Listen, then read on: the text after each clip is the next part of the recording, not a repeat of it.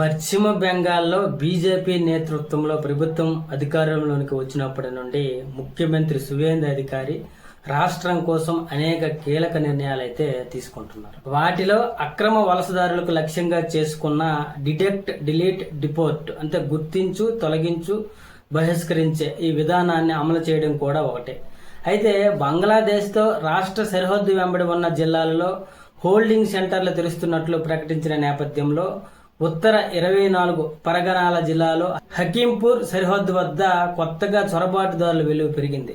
సోమవారం నుంచి హకీంపూర్ check post వద్ద కనీసం 100 నుండి 200 మంది గుమిగూడారు. అయితే ఒక అధికారి మాట్లాడుతూ ఎస్ఐఆర్ సమయంలో ఉత్తర 24 పరిగణాల సరిహద్దు ప్రాంతాల గుండా ప్రతిరోజు పెద్ద సంఖ్యలో అక్రమ నివాసితులు బంగ్లాదేశ్ కు తిరిగి వెళ్లారు. ఎస్ఐఆర్ ప్రక్రియ వెలువడిన తర్వాత దాదాపు 2 నెలల పాటు న్యూటౌన్, డమ్డమ్ అలాగే దంకోని ప్రాంతాలలో నివసిస్తున్న బంగ్లాదేశీయ వలసదారులు హకీంపూర్ సరిహద్దు గుండా తమ స్వదేశానికి తిరిగి వెళ్తూ ఉండేవారని తెలిపారు. అయితే సుమారు 2 నెలల తర్వాత ఎన్నికల సమయంలో ఈ కార్యక్రమాలు తగ్గుముఖం పట్టాయి.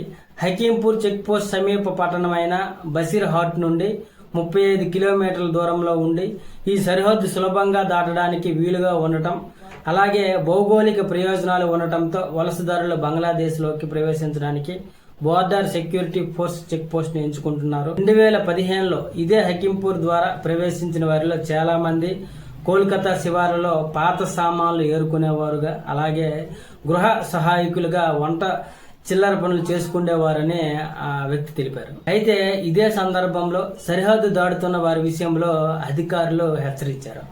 బంగ్లాదేశ్ ఈ ప్రజలను అంగీకరించాలి, మేము వారిని జైలుకు పంపాలనుకోవడం లేదు, అలాగే ఈ విషయాన్ని పోలీసులకు తెలియజేశాము, వారి మన జాతీయ నిధిని దోచుకుంటున్నారు, బట్టలు మరియు మందులు తీసుకుంటున్నారు, వారు మన అల్లుళ్ళు కాదు. అలాగే మల్దా జిల్లాకు చెందిన బీజేపీ ఎంపీ ఖగేన్ ముర్ము మాట్లాడుతూ అక్రమ వలసదారులకు నిర్బంధ కేంద్రాలలో ఉంచుతారని, వారిపై తదుపరి చర్యలు కేంద్రం నిర్ణయిస్తుందని అన్నారు. పార్టీ ప్రభుత్వం ఒకటే కాదు, తృణమూల కాంగ్రెస్ లాగా బీజేపీ ప్రభుత్వం పనులకు అడ్డురాదు.